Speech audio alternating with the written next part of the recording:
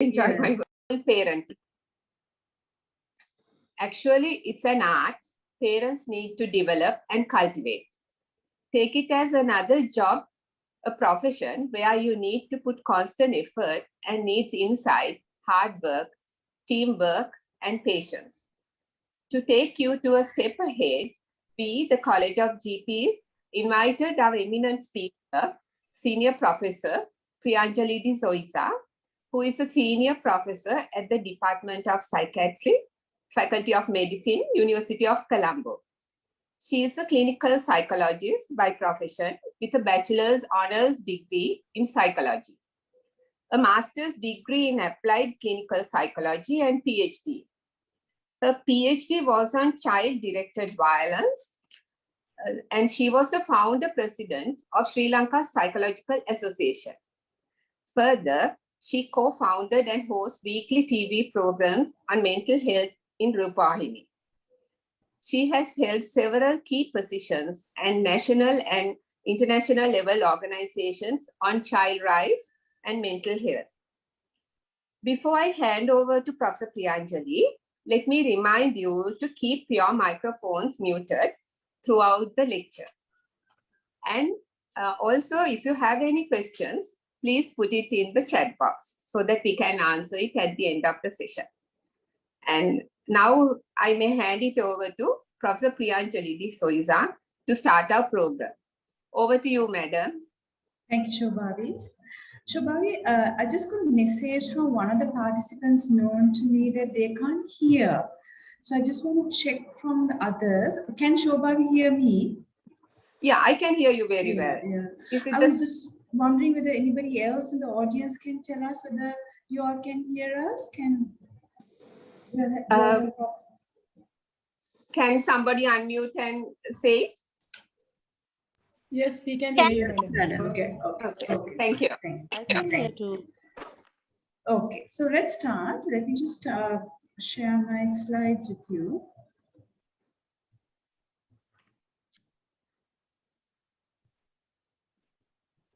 Slides are also visible, Shobhavi? Yes, that's very clear. You can go ahead. Thank you. So today we have about 1 hour with us, and I will be talking to you about an extremely important topic, which I'm sure you all consider it as extremely important, and that's on parenting and how we can be skilled parents. Now, there are 2 reasons that why this topic is so important. One is, I would think that we spend so much of time getting trained to do our profession. So most of you here would be doctors or other professions. And, you know, for example, myself as a psychologist, it's a 10 years of training to become a psychologist. But parenting, which is such an important area, we don't actually get any training on, isn't it? We just do what our parents have done or just what we think should be done. And it could be very detrimental to the young people who we're rearing. So, and the second point is that as a psychologist, whenever I see adults who are going through some life issue and then they come to us into our clinics, I really sometimes wonder what if their parents or their teachers or the adults in their life was kinder to them, nicer to them, less dysfunctional towards them, what a different life this adult could be having now. So therefore, this webinar is to give you skills either as a parent or a grandparent or somebody working with children or a doctor who has practice where you see parents, to give them tips on how to make life so much better for our young children so that their life could be so much nicer. So my intention today is to talk to you on, because it's a lot of tough, skillful parenting, Shobhavi and I was speaking, it's so many things, and so many of you had put in questions that I should talk on, but there's so much, right? So I just want to talk to you about some key areas. So first of all, I want us to benchmark the qualities a child should have if they're considered mentally healthy, because that's what a parent should aim for. Second, I will talk to you about the importance of being a role model for your child. Thirdly, I'll be talking to you about how to discipline your child. Fourthly, about how to communicate with your child. And fifthly, how you can manage your parental stress. The other topics that I have listed here is not made for today's webinar because we don't have time simply because of that. Right. So let us benchmark where we want our children to be at. Because if you don't have that benchmark, we don't know whether we are going. We are like a rudderless boat kind of a thing. Now, in our society, particularly traditional societies like Sri Lanka, we place such great emphasis on a child passing O-levels. Like for tomorrow, parents who've got children in O-level class would be on pins, to say literally, or we know that children as young as in Montessori class goes to tuition. So there's so much of emphasis on academic achievement. We think that if we can get our child into university, into a vocational program, into a national school, pass the scholarship exam or the O-level and A-level, that's it. I mean, those are important because we do know that qualifications, education attainment is important to get into jobs. But how many people do we know in our lives who've got multiple degrees who are so dysfunctional? I mean, as a psychologist, we come across so many people all the time who tell me their own personal histories.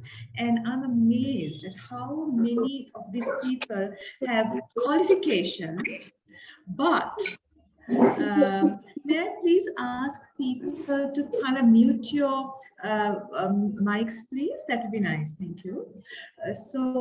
And though they may be having all these educational qualifications, as a human being, whether it's in the workplace, whether it's amongst their friends, whether it's amongst their colleagues at the workplace, or their families, with their spouses, with their children, they really are left wanting to be a better person. Because of that, we really need to see, well, is it just education attainment we want in a child? We know as psychologists that research have shown over and over again that just because you give your child education and give your child a university degree, for example, is not going to make that person productive or successful in their career. There will be a limit that person can go to. The reason is, in this day and age, just knowledge, a degree, and a set of skills is not sufficient for your child to be successful. The child should have certain personality qualities. Because even us, right, like if you look at people whom we work with in the long run, we keep long-term career relationships with people who we can work with easily. There are many people who are highly educated, skilled, and knowledgeable, but because they're difficult to work with, we let them go over time. So your child, if your child has to become, if you want a child to be successful in their life and career, your child needs to have these 4 personality qualities, which we call in psychology emotional intelligence. So let's see what they are, and let's see whether your child has these qualities. If the child hasn't, you need to work on that, okay? The first quality of emotional intelligence is self-awareness. Is your child or the child in question aware when they are angry, when they are sad, when they are restless, when they are angry? Many children don't even know, but they know that they're not feeling too great. But they can't pinpoint what the emotion is. So when they can't pinpoint what the emotion is, they don't know how to manage it. And they can act violently or disproportionately in a given situation. So for example, somebody was telling me that her child had a huge boil on the neck, on the shoulder, and the doctor had said, don't send the child to school. The boy was about in grade 1, because other children will poke that boil and that will be disastrous. But the mom had said, no, my child sits with his own friends, in the 2 rows back and forward, and he'll be fine. So his son was sent to school, and within 5-10 minutes, the teacher calls and says, one of his friends just poked that boy on the shoulder, and come and get your son. And why would a child do that to their friend, knowing that your friend will be in agony when that happens? Because a child who did that really would have been restless or, wanted to have some bullying thing put into action. He wasn't even aware maybe that he had these deep-seated emotions in him and he gave into it. So your child, when your child is angry, does he or she knows? When your child is sad or unhappy, is he aware of that? Or is he just so confused as to what he's feeling? That's a lack. The second aspect of emotional intelligence is self-management of these emotions. How does your child act when they are angry? Are they quite difficult to manage? I mean, does your child break things in the house? Does your child, slap the siblings? Does your child refuse to go to class? Refuse to open the door in his own house? Or when the child is sad, does your child try to harm themselves? If your child is envious of another child in his class who's doing much better than him in maths or science or tennis or whatever, does your child try to make the life of that other child difficult? It's okay to feel angry and sad and envious. We all feel like that. But has your child the capacity to manage it is the question. Some people say, "Ane mage daruwa podine, tin tarha gila kya kage hudu kamak nene, kamak tiyan." Because as a child, the child should learn how to manage yourself. So how does your child act when they are in the throes of unwholesome emotion? If the actions are not good, you need to work on your child. The third quality of emotional intelligence is social awareness. Is your child able to detect the distress or the unhappiness or the anger or the ill intentions of other people? My niece, I have two nieces, and when my younger niece was born, my elder niece was about, I think, 4 years older, and my younger niece was using all her toys, and some of them get broken because my younger niece was Excuse me, Professor Priyanjali, sorry to disturb you, just give me a minute. Yes. Some say there's a bit of it's unclear. If you can remove your earphone, sometimes it might be clearer. Yeah. Can we try that and speak directly to the... But I'm just wondering whether... Okay, I'll try it, but let me see whether the outside noises will get sucked in also. Okay, I'll just try it that way, Shobha. Right. Let me see how it goes. Okay. Sorry that I had to disturb you. Yeah. That's so there. Okay. So I'm taking off my earphones. Tell me how it is. Is it okay, Shobha? Seems better. You go ahead. I think that will be even the mic also. Like you speak directly to the screen. That might be better. Okay, in case you get lots of small noises, let me know, okay? Right. Because once also we tried, this happened when you take off the mic and earphone, sometimes it, and when you speak directly to the computer, that's clearer sometimes. Okay. So coming back to the third dimension of emotional intelligence, social awareness. So my two nieces, I asked my elder niece, who was about 4 years at that time, how do you feel about Nangi, kind of breaking your toys and using your toys? And she was like, she's a little girl, she's just a baby, so that's okay. It was not easy for my elder niece to accept it, that her toys were being used and mismanaged. But she understood that a baby girl would do that. And that's quite amazing, isn't it? So ability to really figure out another person's needs and intentions. I met a person who had come to one of my parenting classes I had done 9 years ago. I met her again recently, and she was saying, doctor, I came to one of your parenting classes when I was pregnant with my son 9 years ago, and now my son is 9, and everything that you said in that class, I did. And now my son, whenever he goes to any event, he's able to detect other children's intentions towards him. So he steers clear of boys and girls who try to bully him, and gravitates towards people who nourish him and nurture him. So those are great qualities. So where does your child stand? Or does a child get friendly with people who harm them or bully them, and they get into these relationships over and over again? The fourth quality of emotional intelligence that we should look for in our child is ability to manage relationships. Does your child have difficulty in forming friendships or maintaining friendships? Now, some people have friendships that they form very fast, so they become immediately popular, and then within 1 week, they have no friends at all, and they're coming home and crying and saying, I don't have friends. So what is the issue? It can't be that the entire class is at default, but your child is not. You know, if the child has difficulty in forming friendships over and over again, does your child have difficulty with the teachers or the security officer at the school entrance, or relatives or cousins or adults all the time? There may be a lack in your child's ability to form and manage relationships, which is a lack in your child's emotional intelligence. So these 4 qualities are so important if you want your child to be truly successful in life and in their career. In order for your child to learn these qualities or inculcate it as part of his or her personality, you need to do certain things. And that's what I'm going to talk about from now on. Shobhavi, is the volume okay? I mean, is the quality okay of my voice? Yeah, it's much better. It's much better. And if you can remove your mic or survey, it will be even better. Okay. Right. Thank you. So the first thing that we need to do is for you to act emotionally intelligently.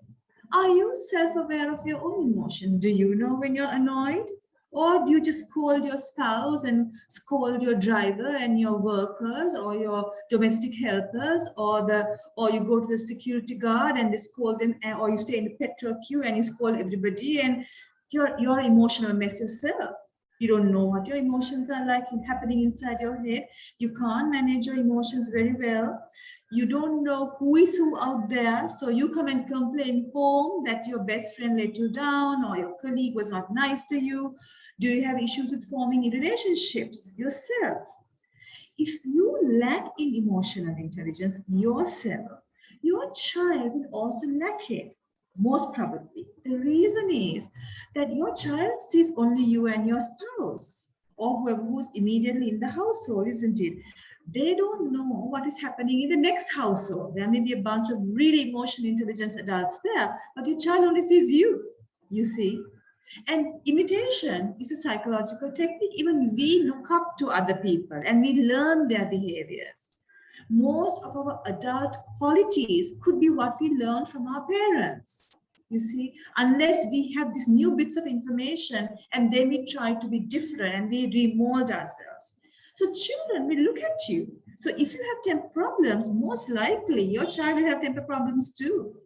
If you're always in a low, grumpy mood, it's probably your child will learn that too. So you need to first be a role model.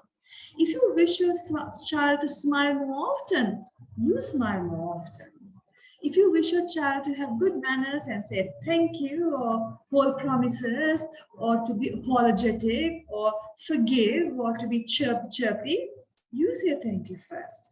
You keep your promises to your child and other people in your life. The child is always looking at you, listening to you, imitating you, you see. If you want a child to be kind to you, be kind to your child. Be kind to your spouse. Be kind to people in your household. The child will learn from you. One of the things that I've really seen is that children, who are these fantastic, these lovely angelic ones, they at least have one adult in their life who was also angelic. And they learn from looking at that angelic adult and became who they are. Another way in which you can inculcate emotional intelligence in your child is to help the child to help others, such as poorer children in the class. I have a friend of mine, I mean, he's in his 50s, and he was saying when he was younger, that was like, you know, in the 1970s and 80s, there were many kids in his class that didn't even have food for the canteen time. So he had noticed that. And he had told his mother. So the mother had said, okay, fine, I'm going to make your sandwiches and I'll also make some extra sandwiches to give to those kids, but let's not do it in front of everybody because the kid might get really, you know, embarrassed. So you give it separately. You know, we don't want to make a hue and cry of helping somebody. And that really touched his heart, and he learned about kindness and being empathic and being good to people, and of course form good friendships. So involving your child to help poorer children in the class is so important. Or having your child's birthday at residential homes. I have a family friend who each alternate year their children have their birthdays at a residential home. So the children can have their own friends over one particular year. The next year is that they do a charitable affair on their birthdays. And that is so important for the children to see that, you know, they don't become so self-centered. They see that there are people, so many people out there who are in so much of need. And their empathy, their kindness, their tolerance of their own distresses starts developing when they see the truth of the world. I was talking about the same parenting webinar some years ago at a school. And one of the teachers was saying, you know, doctor, it's so amazing. Some of the parents in our class, in my class, when we organize charitable events at say residential homes, whom we technically call, some people call them orphanages, some parents say, "Mage lamainte nam mama kemathi naha oy wage thain walata yanna." Api kemathi naha e wage lamaint ekka ape lamaya mishra karanna. That's a very, very questionable attitude, to say the least. Your child needs to see the truth of the world, and that's what will inculcate goodness in him. Goodness is equivalent to emotional intelligence. Now we come to the second aspect of my talk, which is a very important one, on disciplining, but the importance of disciplining children. Now, disciplining is important for a child. We need to discipline children because we don't want a child to be galak just to grow up like that, isn't it? It's you need to teach and guide your child to become the best person he or she is and to be a civilized member of our community. We want them to behave properly. But it is not punishing. Disciplining is not punishing. So when you discipline a child, we want to alter their behavior. Certainly, if a child is screaming and shouting at the supermarket, you can't just stand there like a pudding. You have to alter that behavior. You need to take action. If your child is robbing lunch money or lunch packet of somebody in his class, you need to stop that. You need to take proper action. You can't just wait and hope the child will not stop robbing, you know. But physical punishment is not disciplining. And physical punishment is not indicated. So what is physical punishment? Pull in the ear, hit in the arm, pull in the hair, squeeze in the cheek, squeeze in the arm, pinching, hitting the bottom. All of these things that most of you may be doing or may have done or propagated is called physical punishment. Some people believe that physical punishment is very useful. One of the reasons they believe that is that when you physically punish a child, at that moment, the undesired behavior stops. So the adult think, fantastic, this works, I'll do it again, again, again. However, what we see is that when you punish a child, certainly the child will stop the behavior at that moment because it is shameful, it is painful, it's annoying.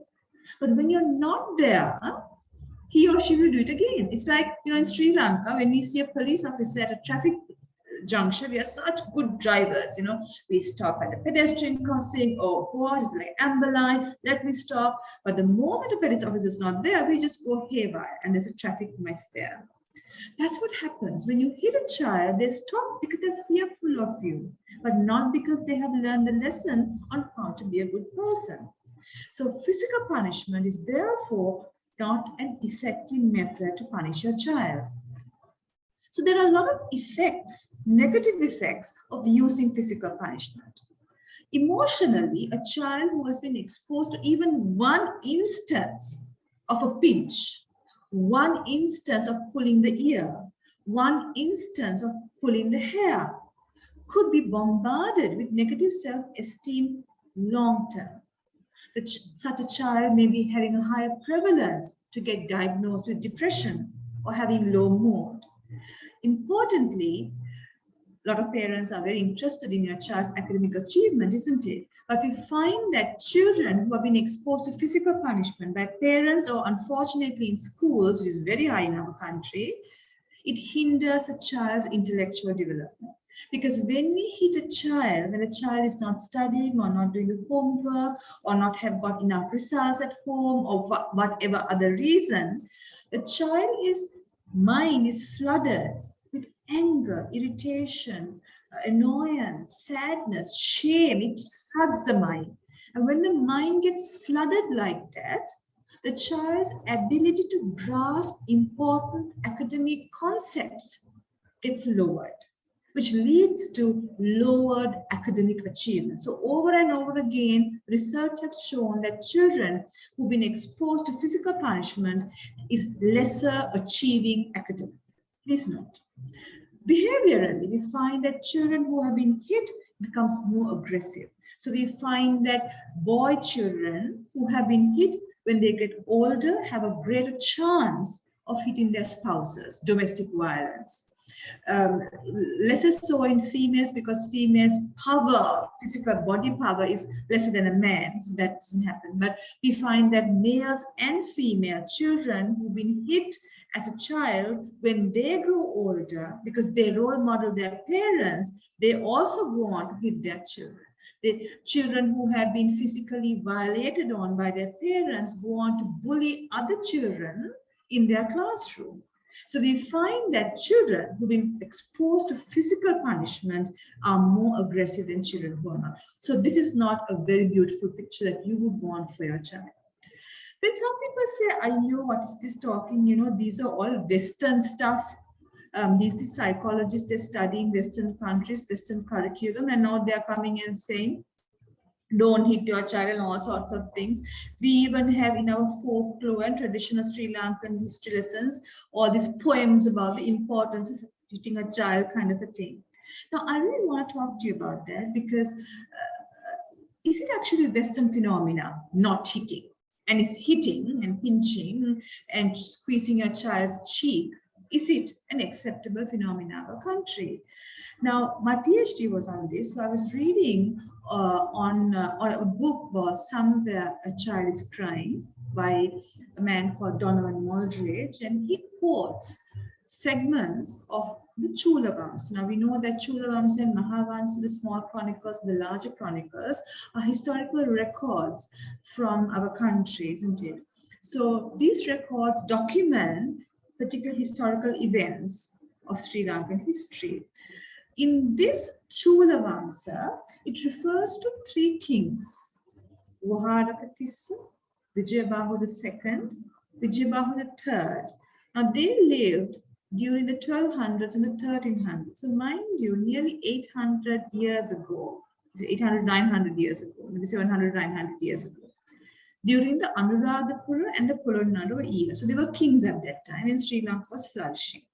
Now, this Chulavamsa says that these kings had prohibited violence not only between adults, but adult and child. So in their edicts, this what you call sedility, there are carvings at various village points saying that if a parent is known to hit the child, the Grama Niradhari of that village needs to bring these parents to meet the king.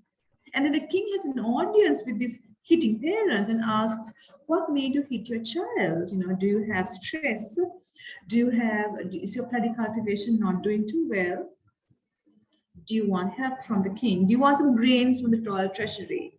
And so this king was very psychologically minded. He thought that maybe parental stress of economic difficulty made them hit the child. So that is our history. Later on, we had the Portuguese, the Dutch, and the British colonial powers who came with them, and they brought hitting. They brought public schools to our country. In those times, in Europe, hitting was okay. It was done very rampantly. So they brought the practices to our country. But now they know better through research that hitting, pinching children is not okay. So they have let go of it. But what are we doing? We are taking these Western practices handed over to us by our colonial powers and hugging onto it and saying, we don't want to let it go. So for the sake of a child, please remember, this is not a Western thing. Our country believed in not hitting. Our kings believed in not hitting. Some people also say, well, no hitting means no discipline. Okay, so I sometimes when you go to school, teacher says, we're not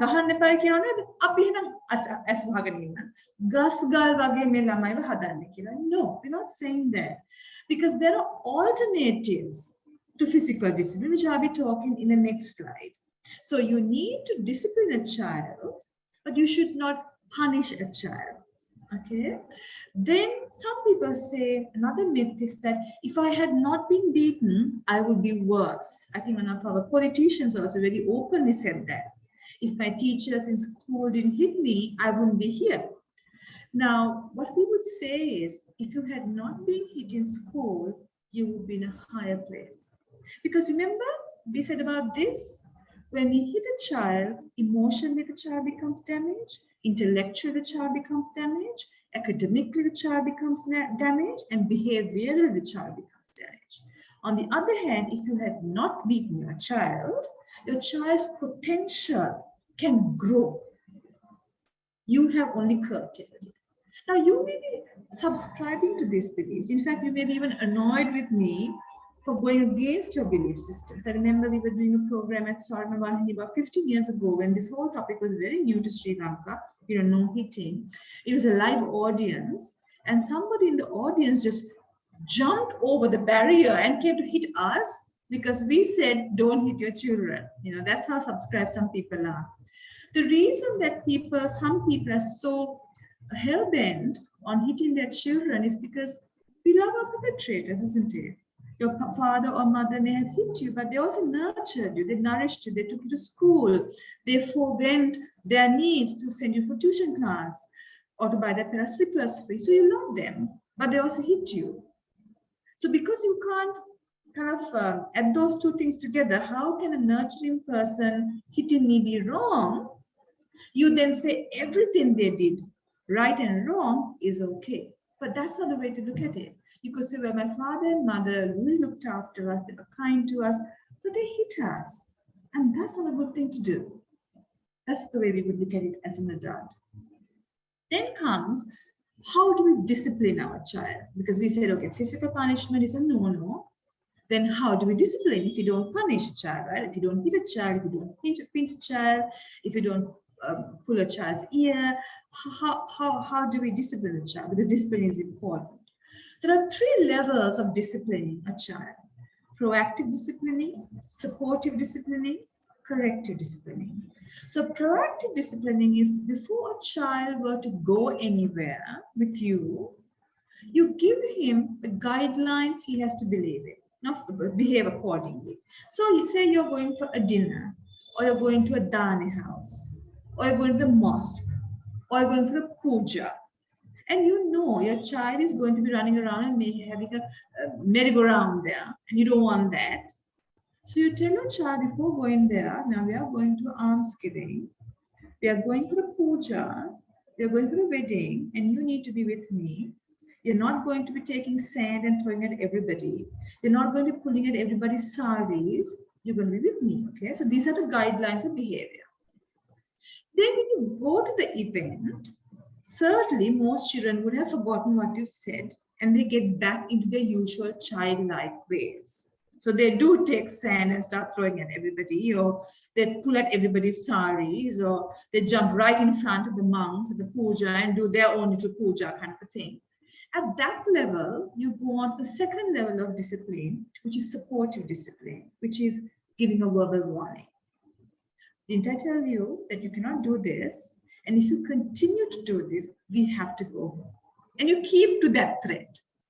You don't say, okay, I also don't want to go home, then we won't go home. No, whatever threat you do to your child as a verbal warning, you need to keep to it. So think about what you are going to say, because you need to keep to that. You need to keep to your promise of disciplining. And despite verbal warnings of what could happen to the child, if he continues behaving that way, if the child still continues doing this, then you go on to actual disciplining, which we call corrective disciplining, which is done through calm authority. So you don't have a meltdown, you don't look as if the devil has got annoyed now, or the nasty mom has shown herself kind of thing, even if you feel very, very angry inside, which you would feel, but you need to display calm authority. And then you have a whole range of disciplinary strategies that you could What do you use. want for night? Okay, So the first is charts and rewards. Charts and rewards are used for young children. So eating, Ask the eating. people to mute their mics, please. There's some people's mics. Mute it again. Thank you. So charts and rewards are usually done for children in preschool, in Montessori, where we indicate through a chart the behaviors which we don't like and the behaviors that we do like. So for example, if a child doesn't get up in the morning to go to school, maybe in the kitchen or the pantry or the child's room, every time the child does the behavior we don't want him to do, we put a red star or a black star. But when the child does the behavior we want him to do, we put a red star or a gold star. And the child knows the meaning. What is black meaning is he hasn't done the work. He hasn't behaved accordingly. Negative is when he has, or positive is when he has done it, he gets a star. So when you put in graphical form in this particular way, the child knows what that he's rewarded by a star, but still it shows a child where he needs to go. And you can take a step further and tell the child, well, how about if you get all gold stars Monday to Friday, we go to the park, and you keep that promise of going to the park. Say the child gets only 4 gold stars and 1 black star. However much the child pesters you to go to the park on the Saturday, you don't go, even if you feel sorry for the child, because why? He needs to get 5 stars to go to the park. That's charts and rewards. Attention ignore method is also good for preschool to maybe young childhood kind of era, for a period where we ignore a child's misbehavior, but give a lot of attention and praise when the child shows behavior useful. Now, a lot of adults in our part of the world do not give attention to the child when they behave well. That the old child should know, how can the child know? If I don't, even as an adult, we want somebody to tell us, Pianjali, you spoke pretty well. I love the way it was very clear. You feel good about it. Then I would do it again at my next webinar. So likewise, when your child is caught helping somebody, when your child is caught helping the mother wash the dishes after dinner, when your child sits on her own accord and studies, don't say, no, a child wants praise. So give the child attention and praise when the child does something you want him or her to continue.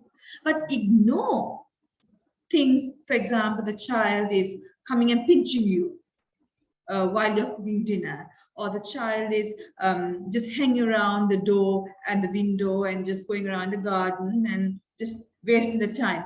If you feel it's not such a big matter that you need to talk to the child about, just ignore the behavior. When you ignore a child's certain negative behaviors, with time, those behaviors fall away because you are not putting fuel to the fire. A third strategy, which is quite useful in, again, young childhood to middle childhood, is what's called time in, particularly when the behavior is quite negative. Say a child gets into a huge fight at school or at a party, or the child has a violent temper tantrum, or the child is hitting somebody, the sibling, for example.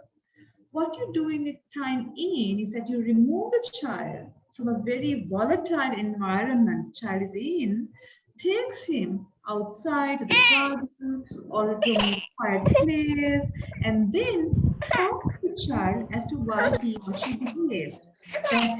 So that way the child feels calm by your presence. May I please ask people to mute their mics, please? Then the fourth way is removal of privileges, which is useful for maybe late childhood to early teens, where you tell the child, if you continuing, not getting up in time, or not getting ready in time to go for your tuition class, or you keep on bullying your younger sister by doing this, that, and the other, you will not be able to go on holiday during the April vacation or the August vacation. So you give a warning to the child as to which privilege he or she might lose. A lot of parents, what they do is they give these kind of removal of privilege warnings, but when they come near the April holidays or August holiday, they say, "Kamak nahi, api amu." Then the child learns that, oh, I can do anything. But when I come around and say, ane, ane, amu, they do it. So you have to keep to your promise if you want to change a child's behavior. Finally, for teenagers, it is reasoning. Because for teenagers, you can't do charts and reward. That would be ridiculous. Attention ignore method may not be sufficient because teenage issues are different to childhood issues. Time E may also not be useful enough. Removal of privileges may be useful for certain issues, but reasoning, really talking to your child, saying, whenever you go out in the night and you don't come back at the time I wanted you to come, I'm so worried that things would happen to you and that I would lose you. Just tell your child. I mean, I practice it with young children because nowadays children understand how you feel. You would say, I was very sad that I was waiting for you outside school, half an hour, 1 hour, and you didn't come, and I was very worried. And then I realized that you just was playing with your friends inside, and it hurt me. What made you do that? So have a chat with your child. That will really form a bond between you and him as well. Only thing is, you could only do reasoning effectively if you have disciplined the child in the younger years properly. On the other hand, if you have hit the child, scolded the child, abused the child when the child was younger, trying reasoning when the child is in adolescence will be very ineffective because the child would have some dislike towards you and would not listen to you. Now I'm aware, Shobhavi, that we only have 15 more minutes and we're finishing at 7. Do you want me to stop now and take questions, or shall I use the remaining 15 minutes to do some more talking? Yeah, if you can say another 5-10 minutes, then I can take up questions in another 5 minutes time. If you can rush through it, like okay. Yeah. Okay. So what I'm going to talk now is about communication with your child, how to communicate well. So, you all communicate, isn't it? Now, for example, I'm communicating with you, not the best way, but given the circumstances of what we are going through in the country and the world, webinar is one way. And Shobha very clearly told me, let's have me live rather than having a photo of me. And then she told me, let's take out the earphones so that I'm much more connected. So communication is so important. Children, the way we communicate with the child is so important too. And we need to get that skill. First of all, avoid talking about your child's faults in his or her person. This is such a Sri Lankan thing. Sometimes, relatives or friends come home and then you call and the puta or the dua and say, "Min ban me padang karanne, gedar wedak karanne, kisim weda gen lamek." Now, the relatives and the friends visiting certainly don't want to get involved in your family matters. Your child feels very annoyed and very ashamed by you doing this, and he becomes even more stubborn.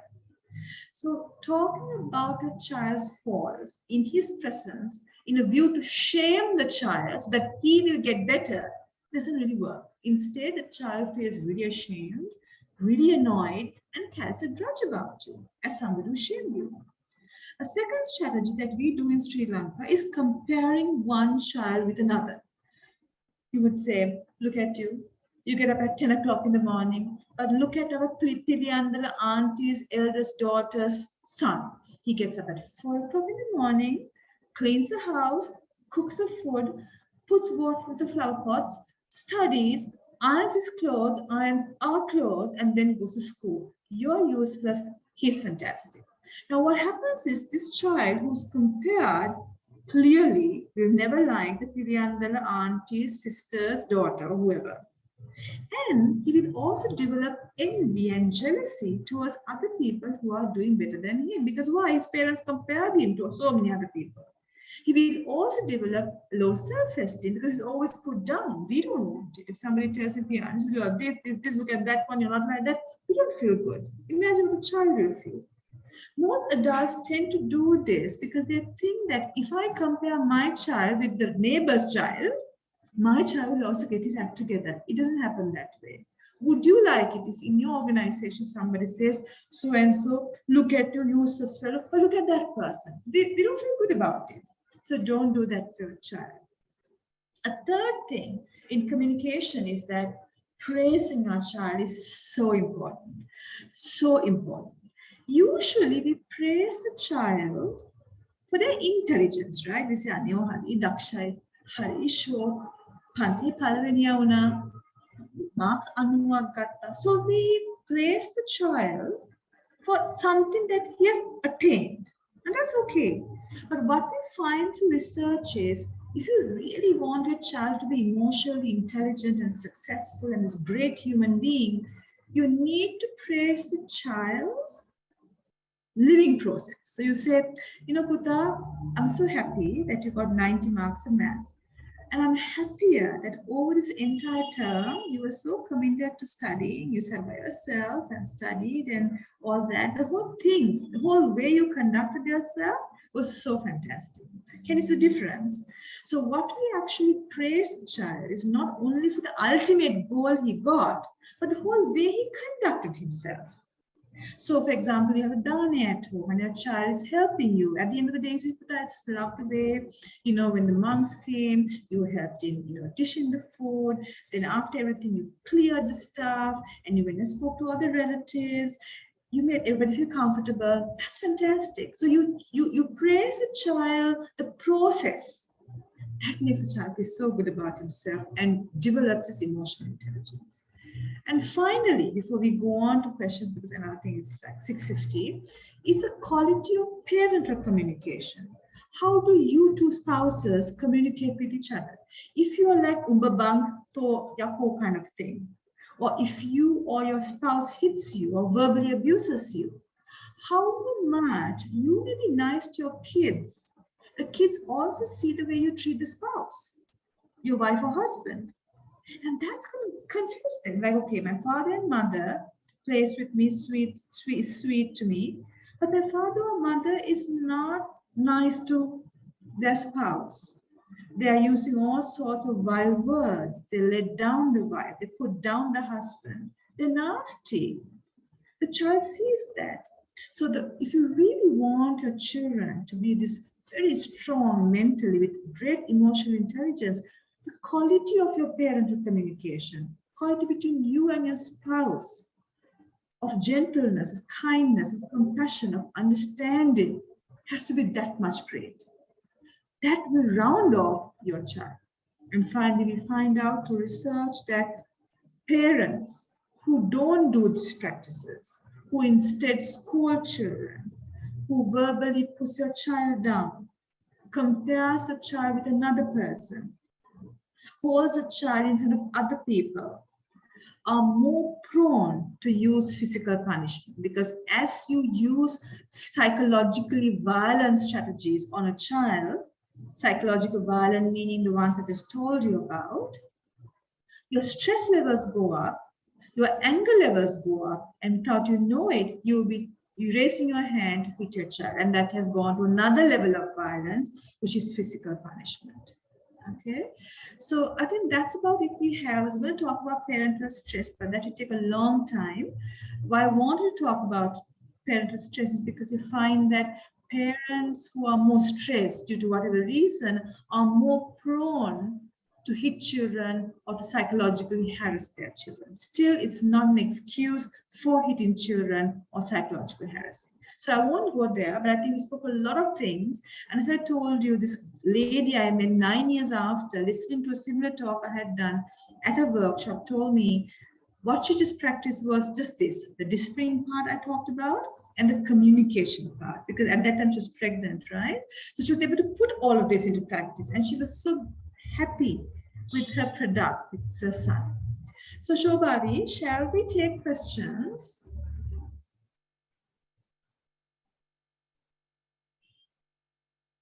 I don't know, there are some questions. Yeah, right.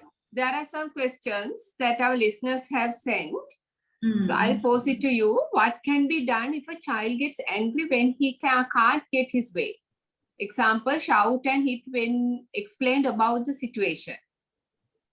So this is the information given here is not sufficient because we need to know how old is the child, is there parental stress? Simply, when a child is angry, what can the parents do?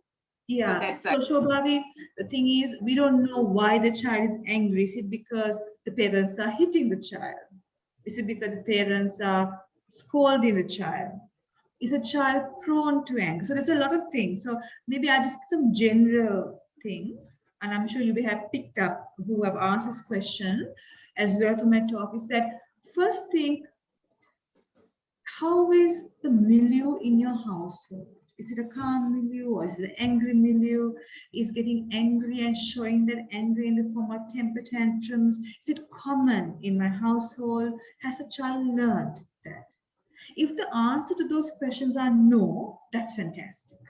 Then it's a child that we need to deal with. Then you think of how old is the child. If the child is really small, you can use the charts and the rewards method, attention, ignore method, like that. If the child is like say 10, 11, 9, 10 kind of thing, use the time in method, reasoning method, things like that as well. So those are some of the ways in which you can manage. So I won't be able to divulge details, Shobha, because we don't know the final details of this case. So that's right. But there are children who get angry naturally. They have so much anger in them, sort of, and they try to put it out in every way, like children behaving in school in a bad way, who are disobedient and who are angry with parents, even if they don't speak, the parents themselves, sometimes they have anger towards them. So how do we handle that sort of kids, like though angry kids? There, I suppose one thing is we would also want to label somebody as an angry kid because kids are very amenable to change. So yes, our temperament can have a huge say. That is, you know, some people are born more sad, or some people are born more irritable, or some people are born more angry. But if you use the strategies that we spoke of today, despite the child having a temperament of anger, if the parents are calm. Now, what happens sometimes, Shobha, is when the child is temperamentally, in a way, in an inborn way, angry, the parents are so scared, they let the child do as they wish. Now, that is also not indicated. So, parents just sit there like a pudding, and the child runs the show in the house. Parents have to be authoritative in the sense that they have to use calm display of authority in order to manage a child's anger, either by using charts and rewards, removal of periods, and certainly not physical punishment. So it's a lot of work the parents have to do, and even if the parents do that, even a temperamentally angry child can be calmed down. Shobhari, is that enough? Yes. Now, for that matter, in that context, you see all the violence, protest, and all that nowadays, like children are also being involved in this political turmoil. So how is that going to affect the children nowadays? Like all they see in TV and everything is anger and violence, shouting slogans and angry statements. So how is that going to affect in broad context? I think preventing a child from the truth of our country or the world is not indicated because that's artificial. So what parents can do, or in fact in schools that needs I'm to sorry, be done, but I say it's like now you see it in the society. Say they are angry towards, teacher is trying to discipline, they are angry towards that. Say they are into relationships, say the girlfriend is into something, say the teenagers say something, then they are angry into that. They go into extremes. Like, so we can do it from small days itself. We can shape a child to control their emotions. So that's what I was meaning, like. Yeah, so the reason we need to think is, why has child become like this? Many times when the child is very young, adult caregivers try to control the child with threats or physical punishment or verbal harassment. The child gets contained because the child is tiny, right? But when the child becomes older, then as the body grows, they feel powerful. And the parents are getting older. So then the child becomes defiant and stubborn. So when they get into a relationship and the parents say no, they're like, who cares? I'm going to do what I want. If the parent says you need to do these classes, I'm not going to do it. So they become defiant The reason, Shobhavi, is because when the child was younger, there would have been some hitch in the parenting process. But now that when the child was younger, though there was a hitch, the child shut the mouth and waited because he was a tiny person. But now that he's grown older and feels more powerful, they retaliate back at the parents. And now it's a little bit late. But things could be done, of course. But what can be done is kind of beyond this webinar. You need to have individual work with the parents to help the parents manage this defiant or stubborn child. And there's one more question. Yes, There's one more question regarding chart and rewards. If a child don't care, what can be done?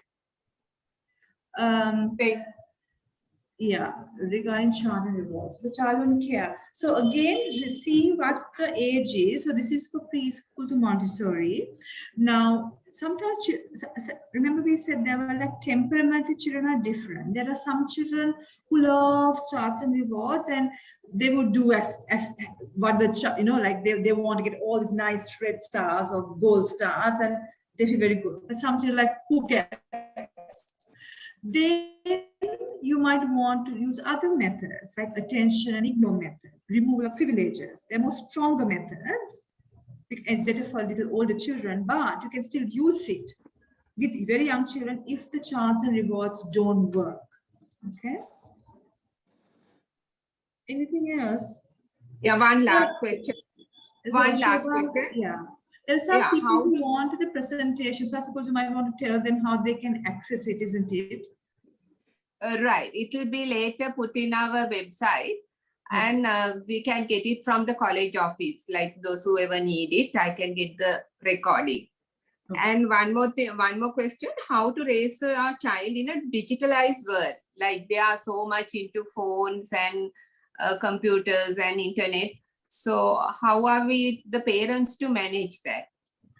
Shobhavi, I think that's quite a vast topic because even digitalization means so many things, isn't it? There could be Zoom technology, social media, internet.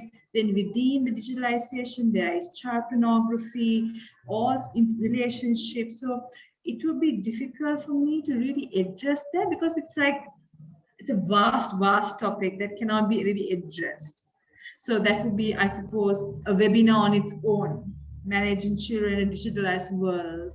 Yeah, if you can say something within so that it's complete, like you have to give it in a sort of controlled manner, or like for each and every individual, whether it differs for kid, just a general idea even. What I would say is have a webinar on that topic. Okay. So maybe our next webinar would be. I think so, because you can't say because you don't know different ages of the child, socioeconomic state of the child, intellectual capacity of the child, which digital media are we referring to, so many dimensions. So I wouldn't want to give some very superficial answer, which might put people astray. So let's have something on that later on for the community. Right. So those who want it really, it will be on our Facebook. Whole of this lecture was on live on our college Facebook channel. So they can watch it again, and we'll be having the recording as well. And so winding up today, I would like to thank our speaker, Professor Priyanjali, for that wonderful lecture, and our college president, Dr. Matthew, Dr. Eranti, and rest of the CPD team. And last but not least, our very enthusiastic participants. So good night and have a pleasant day. Thank you all. Thank you.